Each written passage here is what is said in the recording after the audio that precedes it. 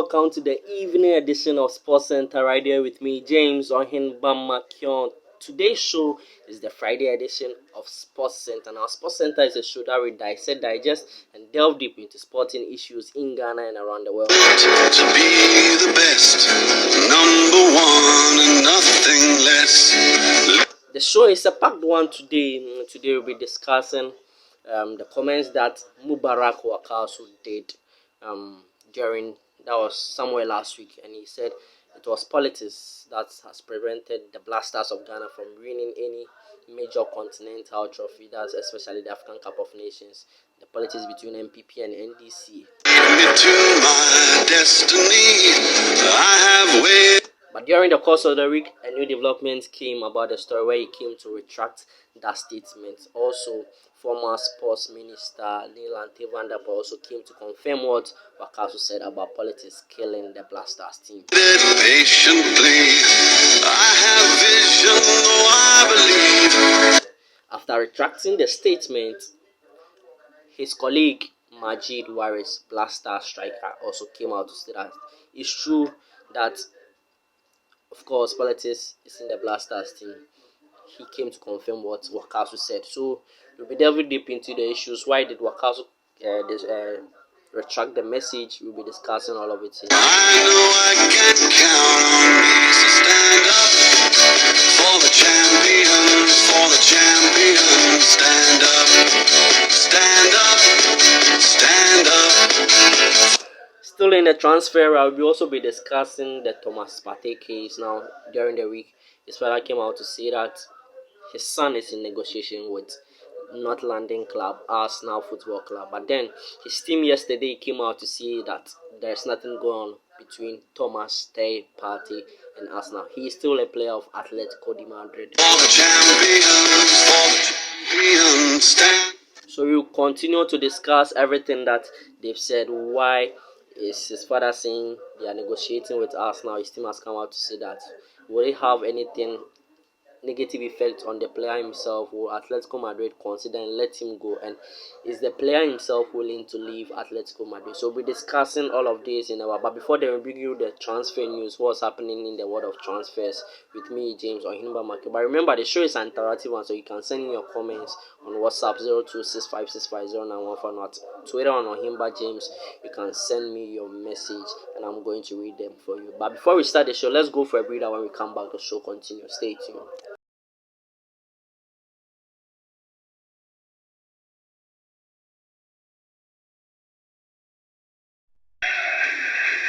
Welcome back from the breeder. You're still watching Sports Center, that Friday edition with me, James Ohinbamakion. You can still watch the show on our YouTube channel, that is Fast Lane. So we quickly move on to the transfer news that we have today. So we start off from the camp of Inter Milan, and in the camp of Inter Milan, Inter have put their name in that hat to sign Manchester United midfielder Paul Pogba, according to Toto Sport.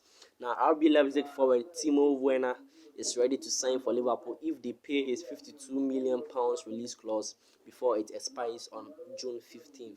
Now, Manchester United remain determined to sell Paul Pogba when the transfer window reopens. This is according to the Daily Star in Europe. Now, Thomas Partey's representatives have said there have been no conversations between midfielder and Arsenal. The Gunners were reportedly ready to activate his £43 million release clause, but the players' management team have moved to dismiss these rumors. Now, Southampton are among the clubs interested in signing Ivan Indeka from Eintracht Frankfurt. Now, to the camp of Liverpool. Liverpool have opened talks with Chelsea forward Willian over a possible move to Anfield next season. This is according to reports in Spanish publications. Now, Everton have joined the race to sign Felipe Coutinho. Carlo Ancelotti wants to sign the Barcelona playmaker on loan with the option to buy. This is according to reports in Spain. Now, Borussia Dortmund are confident on convincing Jadon Sancho to sign a new contract, according to Forbes. Now, Barcelona view RB Leipzig striker Timo Werner as a credible alternative to Inter forward Loreto Martinez, according to Mundo Deportivo. Now, Chelsea are set to set up their pursuit of Leicester left-back Ben Chilwell. This is according to The Sun. And Liverpool have reached an agreement with Wolves for the loan of goalkeeper Loris Karius. This is according to Turkish publication Fanatic. Sergio Aurier's career at Tottenham may be over after the right-back back breached coronavirus lockdown rules for the second time, reports the Daily Mail. Now, Mauricio Pochettino is interested in holding talks with Newcastle United, according to reports cited in Daily Star. 1 minute he's staying at Real Madrid, the next he's up for sale again. If sports are to believe, they claim Gareth Bale is the star name at the top of the list of players Real Madrid want to sell this summer. Now, Manchester United will rival Newcastle for the signing of Rennes defender Fatio Musasa, according to the Sun. Now, Paris Saint-Germain rather Kylian Mbappe left for nothing when his contract expires rather than selling him to Real Madrid. Now, Manchester United are willing to listen to offers for defender Diego Dalot, according to the Sun. Chelsea are still needing to sign Milan goalkeeper Gianluigi Donnarumma and could include current number one Kepa Arrizabalaga in a swap deal, according to the Daily Star. Manchester City, are interested in signing Brighton defender Ben White, according to the Athletic, and Manchester United's hope of signing Atletico Madrid midfielder Saul Niguez are diminishing, reports the Daily Mail. Newcastle United's prospective new owners have identified Mauricio Pochettino and Massimiliano Allegri as a managerial options, reports ESPN. Sadio Mane is reportedly unhappy with Liverpool manager Jurgen Klopp after he voted for teammate Virgil van Dijk for the Ballon d'Or, reports France Football. So that's all for you in the foreign front in the transfer window. Hope you are learning a lot from the transfer window. We quickly move on to our discussions for today. And today, as I said, we'll be discussing that of I nearly forgot. Sule Ali Muntari is reportedly going to Accra House of Folk. Is that true? Well, we'll leave it to you people to do it. Is he the right player for Accra House of Folk? Why does he want to play for Accra House of Folk? I'll leave that to our viewers out there. We'll bring you subsequent things in what's happening. We'll follow that story for you. But then, to our topic for today, as I said, Mubarak Wakasu's comments over the week why he retracted. Majid Waris came to say the same thing. Is it something that's happening? So we're having the expert analysis right here with me. So today I have one guest on the show. That is Safo Emmanuel of Radio GIJ. He's going to dissect the issues with me. Now our second topic is Thomas Tay Party. So Safo Emmanuel first deal with Mubarak Wakasu's statement. He came to say there's politics. He came back to say there are no politics. He's sorry for his statement. Nilante Valdapo, a former sports minister, came to confirm it. Majid Waris has confirmed it too. So, what's the problem? Why did he retract? Safo, that is it for me. Thank you. I am strongly and 100% behind Mubarak Akasu's comment, saying a Blasters trophy drought since 1982 has been as a result of politicizing the Blasters. Why am I backing him? Even former youth and sports minister, that's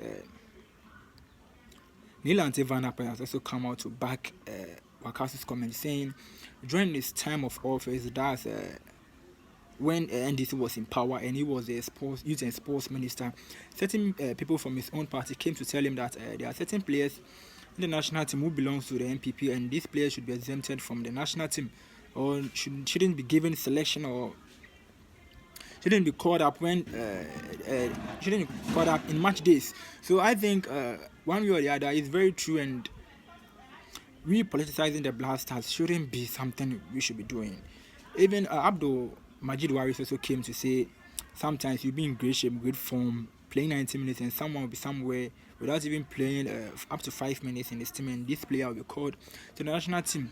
And even that player who will be called is not even in great shape and great form, just that maybe that player belongs to a political party or another. So I think we should exempt politics from our national team, and this could help us win a major trophy since 1982. And Blaster selection should be based on patriotism and loyalty, and not politicizing the Blasters. That was Safu Emmanuel here giving analysis about Wakasu's case. For me, I think that it's true. Politics in the Blasters team, both from the MPP and the NDC, if you like it or not. And also, when it comes to calling players, as Majid Wari said, it's still the same. So for me, maybe there's a reason why he retracted that statement, but it's true everywhere in the world, everywhere there are politics, but then it's up to the players to do the needful when they go on the pitch. Though there are influences, they are playing for themselves, they are playing for the nation, they should die for the nation. So that's my view. Move on to our second topic for today is Thomas Tay Party. Now it was as I said, it was confirmed about a week ago that Arsenal are looking for his services. They wanted to trigger his release clause, that is £43 million. But then Atletico Madrid haven't said anything during the week. His father came to confirm the fact that yes, his son is in talks with Arsenal. Yesterday, Thomas Partey's management and team JJ Sports came out to say that it isn't true. So the media should debunk any reports from any family member or anything. So looking at all this, Safo, what's your general overview about all this Thomas Partey issue? Yeah, talk to me. So talking about Thomas Partey potential move from Atletico Madrid to Arsenal, where days back I read an article where his father said his son has already been in talk with Arsenal, and so maybe there could be a potential move from with Thomas Partey moving from the Spanish capital to the English capital. Yesterday also I read an article where his team, which involves his agent, also came out to say during this time we should bottle all speculations and rumors because rumors aren't the real issues, and also we should wait to the final day where we will see all finalized deals, sorry. So I think we should all relax and wait to the final day or to when issues are confirmed by both clubs that there have been a potential transfer of which involves Thomas Partey moving from the Spanish capital to London. So I think we should all just wait to the final day. And also talking about Partey moving to Arsenal, to me personally, I think it wouldn't be a great move because it would be like moving from Juventus to Fiorentina. Because looking at a club caliber like Atletico Madrid right now, and then taking into consideration Arsenal's, you will see there is there is a difference between both clubs where Atletico Madrid right now is ahead of Arsenal. So I don't support Partey moving to Arsenal. One way or the other, there have been several clubs like Paris Saint-Germain and also Chelsea who want to sign the Ghanaian star. So I think if only he wants to move away from Atletico Madrid, or if only he wants to stop playing for Diego Simeone, I think he should move to the French capital. That's moving to Paris Saint-Germain. So that was Safu Emmanuel you heard giving us the expert analysis on Thomas Partey's case. But what I mean, according to my sources, the player doesn't know his future. Everything depends on his agent. Yeah, according to my source, and the player himself doesn't want to move from Atletico Madrid to Arsenal. So that's it. So you can just have your take on that. Yeah, and let me give you a gist about Sule Muntari's move now. Sule Muntari is on record to have said that he would play for Accra Football before he retires, but then no one knows when. But since now he has no club, he's a free agent and he's at home right here in Ghana, not attached to any club. There is a possibility that he'll be moving to Accra Suffolk. Now, yesterday, that's Thursday, during a board meeting of Accra Suffolk, it was heavily discussed among board of directors of Accra Suffolk whether to sign Sule Muntari or not. So let's see. We'll be following the development of the story and watch this channel. We'll be bringing you up to speed, up to date on everything about Sule Muntari move to Accra Suffolk. But then, thanks for watching the show. Let's follow all the precautionary measures in this COVID-19 era. Let's wash our hands. Let's stay at home if we have nothing better doing. So we heard from Safi Emmanuel giving us the expert analysis. Catch it the same time on Monday as we bring you up to speed in what's happening in the world of sport. The show is Sports Center with at home with me, James Ohinba Makion. Don't forget to hit the subscribe button on our channel and also share this video with everyone. So we catch up with you on Monday. So take care of yourself. Bye bye.